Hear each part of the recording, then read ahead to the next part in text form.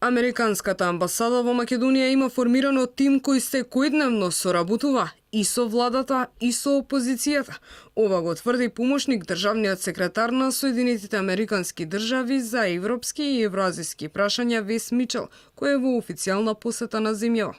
На една од средбите со новинарите на прашање во однос на незадоволството на дел од граѓаните за однесувањето на американскиот амбасадор Джес Бейли, тој одговара: Имаме екипа во амбасадата која секојдневно работи напорно и со владата, но и со опозицијата на повеќе полиња. Имаме блиска безбедносна соработка со Македонија.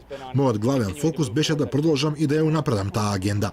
Во меѓувреме, заменик помошникот државен секретар за Европа и Евразија Метју Палмер, кој минатиот месец ја посети земјава, во интервју за емисијата 360 степени, неодамна емитувана на телевизија Алсат, на која тема беше референдумот и евроатланската иднина на Македонија, говори за Црна Гора наместо за Македонија.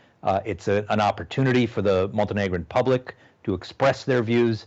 It's an opportunity for the Montenegrin public to express their views. Сите американски представници, чии гостувања зачестија особено во последниот период, јавно ја изразуваат поддршката за предстојниот референдум, но некои од нив имаат проблем со правењето разлика помеѓу имињата на балканските земји. Montenegrin public